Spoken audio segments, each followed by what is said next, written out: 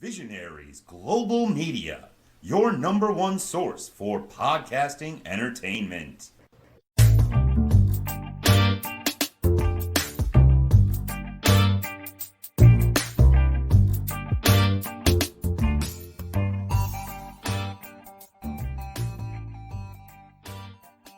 What up, world? This is the pretty boy professional wrestling Jake Hollister here, and you're listening to the MGB Wrestling Podcast. Today we have a very special guest. He is the pretty boy, Jake Hollister. How you doing, Jake? What's up, guys? I'm doing well. Now, this interview nearly didn't happen because I have problems with my reading skills. Being a math teacher, I read things very quickly. I think I understand them. I actually thought when I read your post that you said you had your own podcast. And I was really excited by that. I'm like, great. And then later when I looked back at it, it was like, oh, no, that's not what it says at all. So we are very fortunate to have you. I am so glad that actually eventually we finally realized that you want to appear on some podcasts as well. We were excited for that as well. Like we've been trying to do a few. Well, actually, it's been thrown around about starting my own little podcasts for different things. So definitely am looking for a little setup now that I moved into my own little house. Nice. We've seen a few people. We're obviously going to talk about some of the places we've seen you wrestle. And we've seen a few people who have set them up recently. I certainly know Max Morrison has. We've seen Irvin Legend do a few interviews as well. Benjamin Banks, of course, as well. So there's been quite a few for that. For anyone that doesn't know you, how would you describe your character and style of wrestling? Definitely more technical. And the way I've been phrasing to people nowadays is, imagine if Shawn Michaels in the 90s shot that Hot Topic. That is who Jake Hollister is. How did you get into wrestling? Before I lived in Virginia, I lived in New York, and I was spending the night at my best friend's house when I was like 5 years old, and his dad put on an episode of SmackDown. It was the episode where John Cena rap battled the Big Show. And from that episode on, I was just hooked. Then, next thing you know, 15-year-old Jake decides that's what he wants to do for a career. Had my mom and dad look at me sideways, and here we are today. When and where was your debut? Technical debut was in August of 2016 in a small promotion called HCW in Norfolk, Virginia. Oh, I've not heard that. Is that still going? Honestly, I have no idea. Huh. I actually wrestled Sterling. Okay. Yeah, like we kind of looked like after a while, like Nova Pro closed, and then once Nova Pro closed, we started to look for other places. I think the first place we ventured to was VCW, and I remember seeing you there as well. And then we kind of found other places like Where's within like 3 hours. So certainly Norfolk would fit within that. That's one I'm going to add to my list to look up later then. How did you come up with your name, Jake Hollister? Was there any inspirations? Because I found a cologne named Hollister Jake, and there's also an NFL player called Jake Hollister too.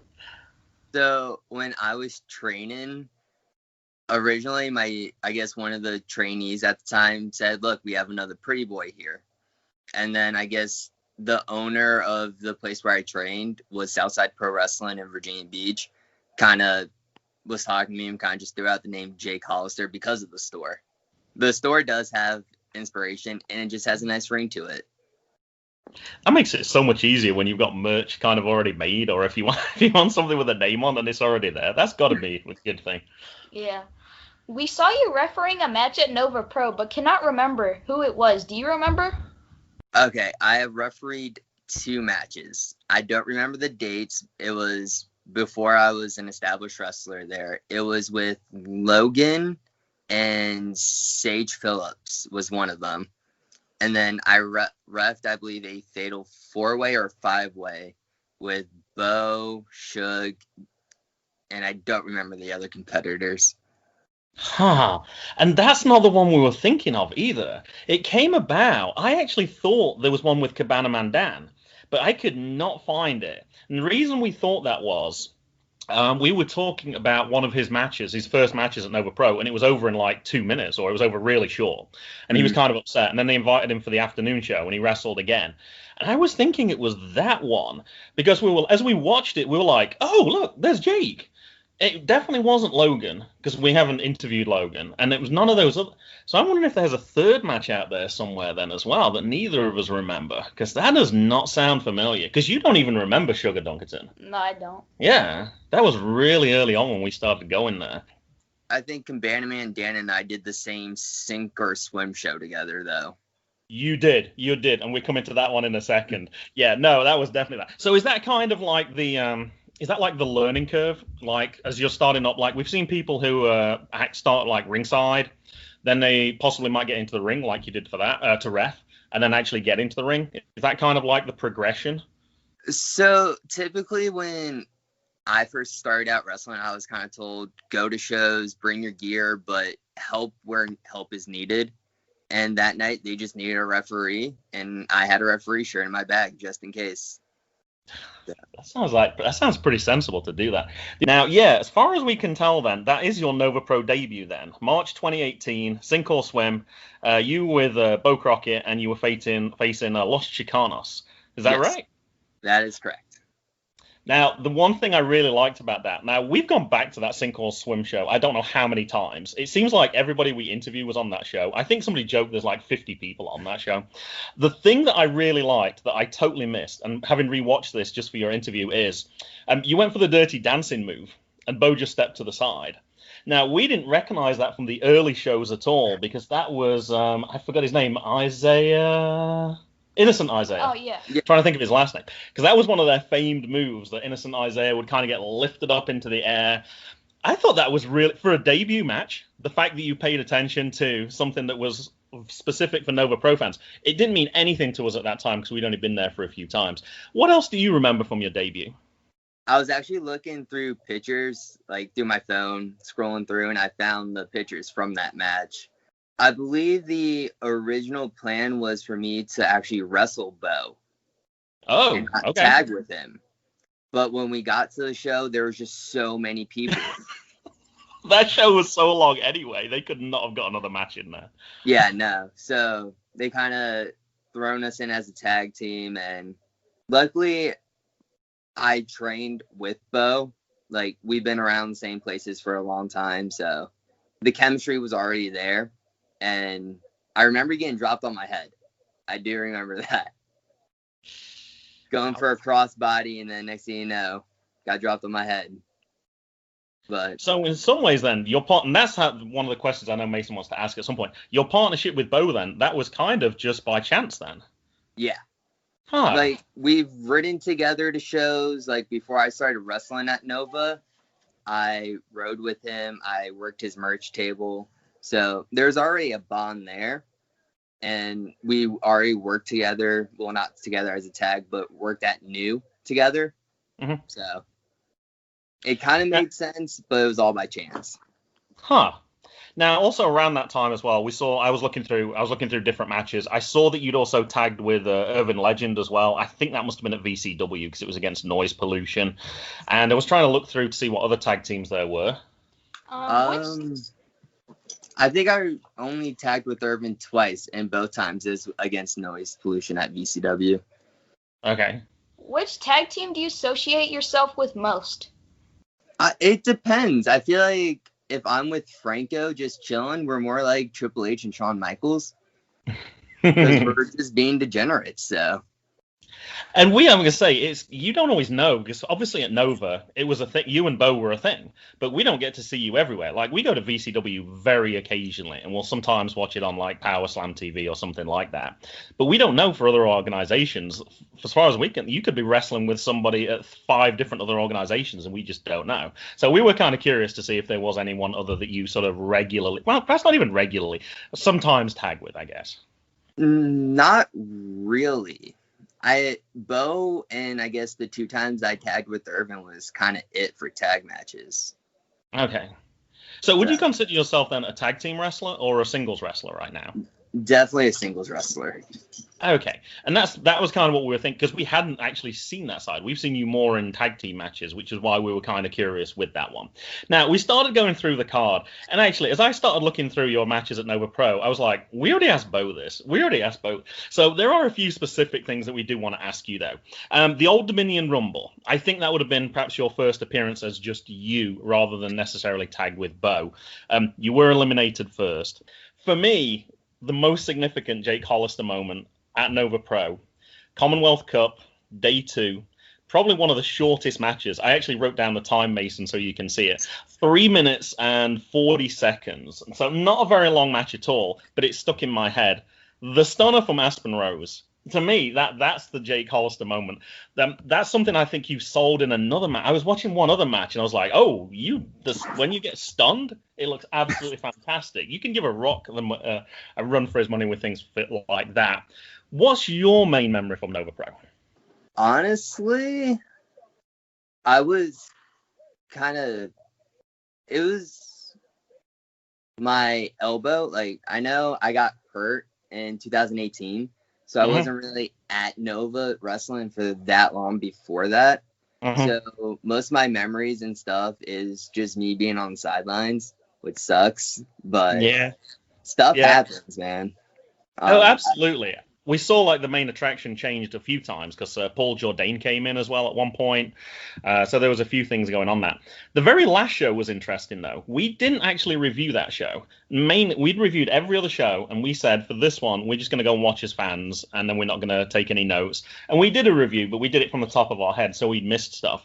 I thought it was interesting to see the development of your character from the first show to that last show. And there's probably only about a year in between those two events, because this is April 2019. You checked your appearance in Beau's sunglasses. I thought that was fantastic. You did a stun. Oh, once again, there was the stunner, and you got flipped right over. As you were leaving the ring, you actually grabbed a bottle of water from the gated community as well. I can never remember what that water's called. It was Fiji. They were so particular about that. But yeah, you casually just grabbed a bottle and then just walked off with it. I love that touch as well. You dropped an elbow on Captain Crunch. I'm trying to remember who those guys were. Demented Brad, I think it is, and Joe King. Yeah. You took that character as well. I was kind of curious, what do you think's been the development of the Pretty Boy character? It's definitely been more of, when I first started, your basic pretty boy, look at me, I'm too pretty, versus nowadays, I've definitely thrown in my own personality, like, gimmick aside. So it's kind of all blending together. So it's definitely, I feel like it's more relatable to people when it's not an act versus you can relate to someone. So that's definitely, like, I've grown to learn who I am as a person and who the Pretty Boy is, and found that happy middle for the both. I actually forgot about the rose as well. That was something in the early days as well. Because I think that's how the Aspen Rose match started, actually. I think you offered her a rose. I think she probably declined it. And I think when we saw you at VCW, you had your rose as well. So, yeah, there's been a few little things there as well. You have asked West Danger Rogers, Beau Crockett, and Livid about this in previous interviews. So what can you tell us about your wrestling match in someone's front yard that went viral? So that was definitely a fun time. You know, Austin is the kid's name. He's definitely a huge wrestling fan, definitely a big Jake Hollister fan. And it wasn't necessarily the wrestling that made me want to do it.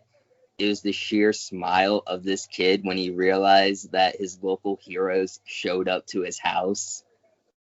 So, like, it's not the match itself I remember. It's Austin on my bag and, like, just that moment of making a kid's dream. We kind of got to see it twice. We obviously remembered it when it actually happened, but then of course things on Facebook, like you get the memories of what happened like a year ago. So we got to see it again from. It's a fantastic time. It's just such a cool story. It generates such a buzz. We didn't realize, I don't think, until from Livid that in some cases it was actually a bit of a negative buzz, which kind of surprised me. It sounded like the perfect feel-good story. Like, little boy loves wrestling. He gets to have a wrestling party. Yeah, I mean, it kind of got the bad buzz as, like, backyard wrestling. Okay. That was kind of the negative side of it. People didn't think that we were actually trained professionals. They just thought, someone had a ring and we're goofing off. Oh, I got you. Okay, and when somebody's got a clown mask on as well, I guess I could kind of see that. Okay, that would kind of make sense, yeah. Yeah. So, what was your worst wrestling injury when you had? Well, we know you had an arm injury around this time. So my worst wrestling injury, I would say I busted my nose when I wrestled DeJuan O'Neal at New in North Carolina. It was like July. The building was 100 and something degrees. And he went to go pop me up for the pop-up Samoan. And we were just so sweaty and so slick. I slipped and like his whole half of his body landed on my face. And as soon as I picked my head up, it was just blood. And it was, it was hard to breathe. It was hot. It was stuffy.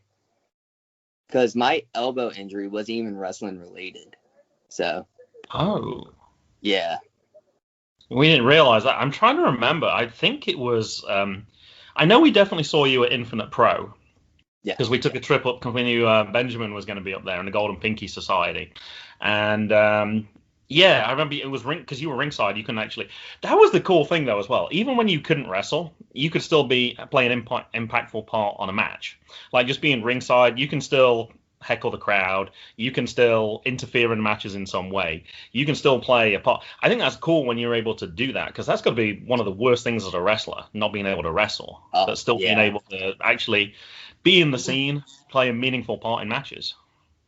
Yeah, right after the surgery, I believe there was a Nova show the day after, and I couldn't travel, and it was just heartbreaking not being able to go to shows for a while. But the moment the doctor was like, go to shows, just don't get involved, like don't bump or anything, it felt like Christmas. Like, I love this business no matter what. Just being in front of a crowd, it makes it worth it.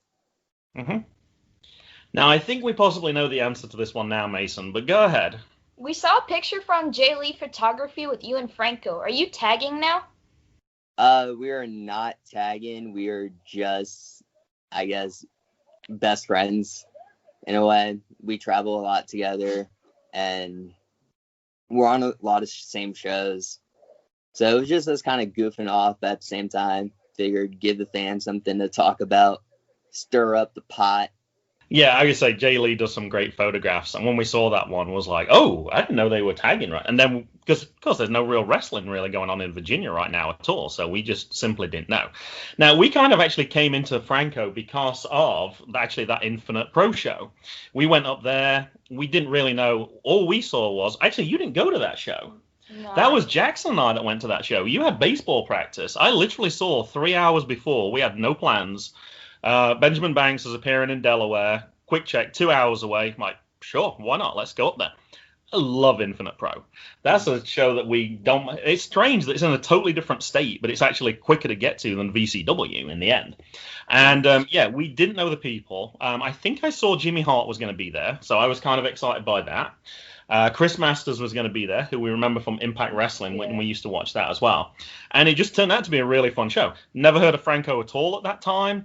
I think Jackson and I put together some sort of review or something, and I think we forgot his name. I think that's what happened. And yeah, he called us out on Twitter. And that's when we started chatting with him. And anyway, yeah, no, he's a really cool guy. We tried to get to one of the shows in April, and I don't think we could make it.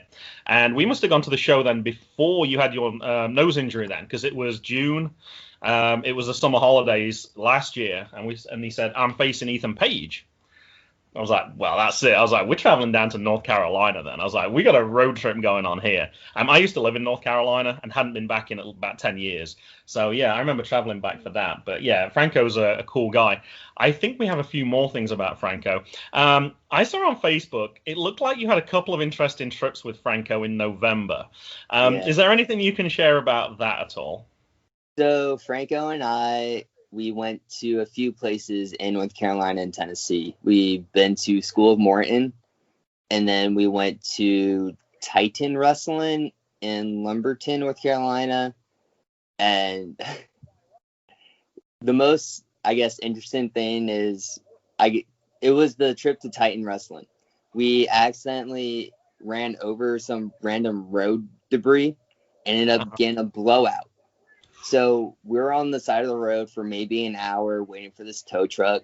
Then we had to go another 45 minutes of waiting for them to put a tire on. And we were still 2 hours away from the show. So we were like perfectly like halfway between my house and the show. So we talked about it and we kind of stuck it out and made it to the show like right before bell. So that was definitely an interesting trip.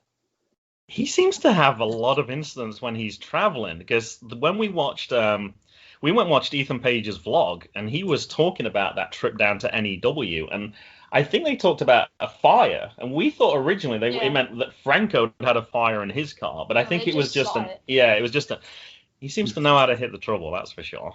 Now, also on Facebook last week, there was a caption competition.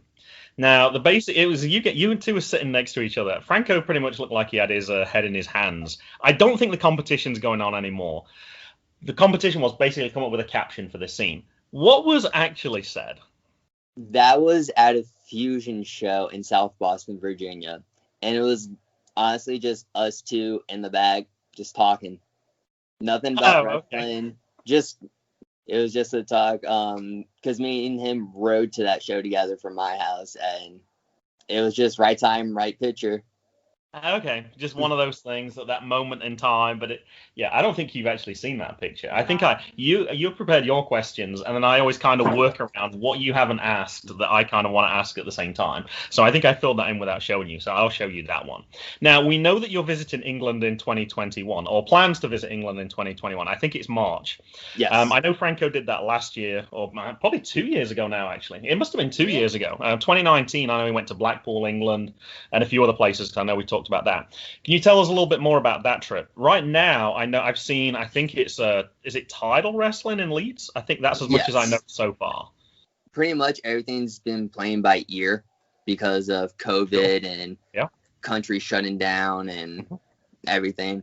Right now the talks is us being there for 2 weeks. I know we definitely have more places booked, but those companies wish to not make the announcements until we find out for sure if we're even going or not. That makes sense. Sense. Now, we might actually get a bonus guest coming up in March. I was watching Synergy Pro last night, and I was talking to Dan Griffin, and he actually lives right near Leeds. Because I mentioned he listens to the podcast, and he mentioned that he was from near Leeds, and it was his local area. And I said, our guest tomorrow is going to Leeds in 2021. So he said he's going to try and get to that event. He said, if it happens, I was like, of course, we just don't really know what's going to happen with that right now. But if it does, we're going to get a review of that one, and then we'll make sure that goes on the show as well. So I think there was one other piece of advice that we had to give you as well. So if it's going to be in Leeds, now we've only really seen you as, I would say, a heel character. We haven't seen you as a face character. Do you know ahead of time things like that, 3 months? Obviously, in England, it's very different because it's not your regular organization. Would you know ahead of time, like, are you going to be a face? Are you going to be a heel? Are you going to be part of a tag team? So as of right now, I know when I've been to Tennessee, like when I've been wrestling Tennessee, North Carolina, we've been trying to transition into baby. And definitely feel like baby's going to be a lot easier going across a different country, you know? Okay. Even though I don't know how it's going to work out. All I know is Franco told me just be diverse. There you go. I'm there for 2 weeks. There's a bunch of companies that are lined up. I might be heel in one place, baby in the other. Just got to be able to adjust and be able to do both. Now, I'm going to assume wherever it is, it's probably going to be a town or a city that has a soccer team. That's got to be the easiest heel heat to generate. So if it is Leeds and you have to be heel, Patrick Bamford's socks would be a great one. That's their star soccer player. So are you nervous or even aware that there are some different words in England than what we use in America? So I'm going to be honest with y'all. That's kind of been my fear of just going international in general is language barriers, but it's also exciting because now I get to learn new stuff over in the UK and tell people here, and they're going to have no idea what I'm talking about. I think the only one that could possibly be dangerous from a wrestler's point of view is if you were being interviewed, and I don't know if they're being filmed in that way, is if you got knocked over, you wouldn't want to say that you landed on your fanny, because that means something very different in England. That would probably be the only one that would be confusing. But yeah. The big one that we had, I got what wasn't confused, I had to switch to is the rubbish bin. I always want to call it the trash can because that's what I usually call it. Mm-hmm. Yeah, that could definitely be something the crowd shouts if they don't like it. This is rubbish. Yeah, I think you can normally tell from people's reaction and the voice inclination whether it's a positive sign or a negative sign. So that should be pretty easy. What has been your favorite match you wrestled? My favorite match, and I don't want to sound one-sided, but I wrestled Franco at Titan Wrestling in November.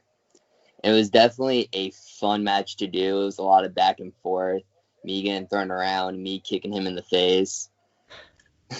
So definitely wrestling him has opened my eye up to like being more diverse and not wrestling the same people, if that makes sense. Because in Virginia and North Carolina, like you said, even though we're states away, it's kind of the same wrestler circle. Sure. Like, I believe in 2019, Beau and I wrestled Golden Peakies 7 times. I can believe that. It was me and Beau versus Dewan and Dustin Tarr for like the better part of a year. Yeah. We got the feeling at NEW that was kind of a bit, you can quickly tell. Yeah. Yeah.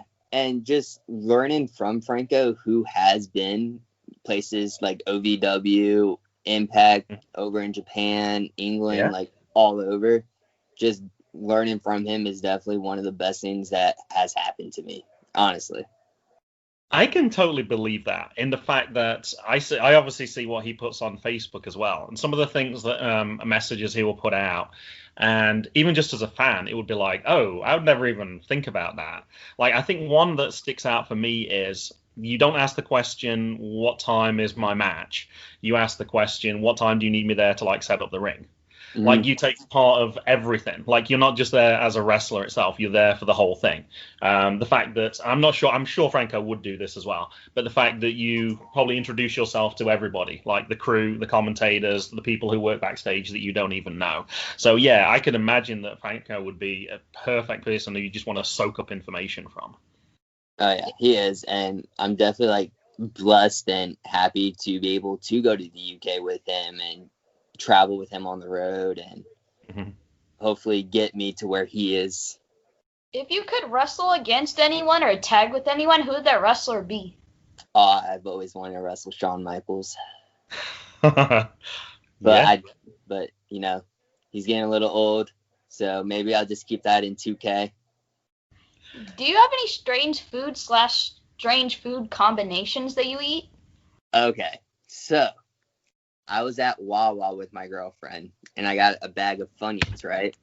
And then she bought apples with caramel sauce. So I took my Funyun and dipped in the caramel sauce. And it's actually really good. That's how my strange food combination came to be. So I got these cinnamon twists from... Wasn't this actually at NEW? No, it was at VCW. Oh, it was at VCW? Okay. So, and Jackson didn't like his nacho cheese because he doesn't like cheese, and so I dipped it in the nacho cheese, and it's good. Yeah, no. We have some strange one with apples. Jackson likes to dip his apples in barbecue sauce for some reason. I haven't. He's 6 years old though, so we'll cut him a little bit of slack. All right, we've got to add that one to the list then. Beau's was peanut butter on a burger, which Jackson has embraced, and every time we have burgers now, he insists that we have peanut butter on the table. That's actually a Canadian thing. I think that's what he said. I think he said he tried it in Canada, and I don't think I even put that together at the time. I just assumed that it was a single restaurant. I didn't realize it was something. Who was your favorite teacher and subject in school? Was definitely, his name is Mr. Duffy, and he taught, oh man, what did he teach me? It was math. I just don't remember what certain type of math, but sure. he was the teacher that cared about you outside the classroom and wanted to see you grow. So like if you were struggling with anything, his door was always open to you and you could just go and talk to him. So he was definitely supportive about my dream to be a professional wrestler. Because, high school, senior year, people are doing college and everything. And when people asked me what I wanted to do, college wasn't a thing. It was, I want to wear spandex and kick people in the face for a living. And people looked at me sideways, but, he was one of the ones that supported me through everything. I know you got a couple more. There's a couple of questions I thought about, and I didn't actually write them down at the time. One thing is, I don't actually think I realized how young you were when you were actually at Nova Pro. And that might possibly be because there was people even younger, like Josh Fuller. Mikey Banker was there as well. And I don't know if it's because you're taller as well. I don't know if that presence makes you seem a little bit older as well. But I hadn't realized that. And it just made me think about that question you just asked then, Mason. So particularly, let's focus on senior year when you're 18. Was there a time like you had to get permission to leave school early to go and wrestle? Obviously, Friday night is kind of a big wrestling night. Not really. I started training when I was 15, so my sophomore year of high school. And being that young, a lot of the wrestlers understood, they wanted me to finish high school first, train and everything, go to shows when you can, but don't drop out of high school. So they're definitely focused on, as soon as I graduate, then go for full time for a wrestler. Okay. So when you were 18, are you saying that you mainly were in, or perhaps exclusively in then, wrestling organizations within the state that you live? When I was 18, Virginia and New. New was one of the first places to open their door to me when I was that young. So. Did you do any sports in school? Yeah. I played baseball from second grade up to my freshman year of high school. Then I ran track my sophomore year of high school and played lacrosse my junior year of high school. And my junior year of high school is kind of when I decided to be a professional wrestler. So I kind of stopped the high school sports and started training. How did those sports help you to become a wrestler? It gave me the athletic ability. I was able to adapt to become a wrestler because of how athletic I was. Like baseball kept me limber because I was a catcher. So it kept me limber, kept me good and in shape. And lacrosse taught me how to take a hit. You were supposed to do lacrosse, and it didn't quite materialize this year. I don't think the people who were start. Yeah, obviously COVID's affected a lot of things this year, and but yeah, I know it's something that you said you wanted to do, and yeah, I can see how that would be a good transferable skill for other sports as well. Yeah, it's a lot of endurance, and you gotta learn how to get whacked with the middle stick. What advice could you give to a young wrestler? Stay to it no matter how hard it gets. I know when I was young and doing it, I lost a lot of friends. I got bullied in school because everyone said, WWE's fake and I'm just doing fake stuff and all that. And honestly, I powered through the bullying. I kept what I was passionate about. And now possibly going to the UK next year for this thing that people made fun of me for. You would think it would be pretty easy to disprove that. The fact that you just got to show them the bruises. Like you see, when you've got now we're on social media and on Facebook and Twitter, you see every weekend, week in and week out, people posting pictures of bruises, cuts, needing stitches, and it's like, come on, surely you can piece this together. It's not that difficult. Yeah, absolutely crazy. Now, one question that we were going to add into our list, and then we didn't, and we've not done this for a while, is, what's the one question we should have asked you that would have given us an entertaining answer? So, I guess it's not really a question, more of a statement I can give you guys as a little exclusive. Okay. Back in 2019, I was in contact with Hot Topic for a merchandise deal. So contracts have been signed, and hopefully early 2021, you should start seeing Jake Hollister merchandise on a Hot Topic website. Nice. Cool. Yeah, that's cool. Yeah, no, I can say I get those emails once a week, letting me know what's on there. So I'll be paying even more attention to those emails now then. It's definitely one of those big news things that have been hard to keep secret. And sure. But due to COVID, everything's been pushed back, and they're reopening their headquarters. So definitely, I was told within maybe a 3-month time period, my stuff should be on their website and should be good. I got one more question before your last one. Are you wrestling again in 2020 again? When could we see you next? Or where are you available to see next? Is there anything you can promote upcoming matches? So not 2020, but January of 2021, I will be in American Lucha in Lumberton, North Carolina. And I will also be at Titan Wrestling. I believe it's January 9th and January 23rd. I'll be in American Lucha. Okay, cool. Where can we find you on social media? So my Instagram is at the Jake Hollister. My Twitter is at PrettyJakeH. And my Facebook is just Jake Hollister. Thank you for your time, Jake. Hope to see you in the squared circle soon, live.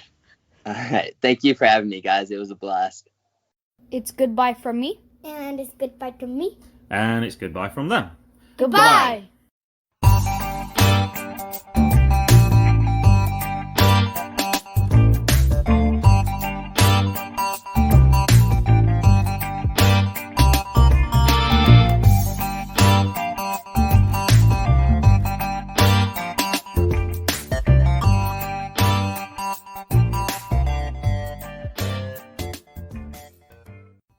The music was Zigzag by Kevin MacLeod at Incompetech.com. Licensed under Creative Commons by Attribution 3.0. HTTP creativecommons.org/licenses/by/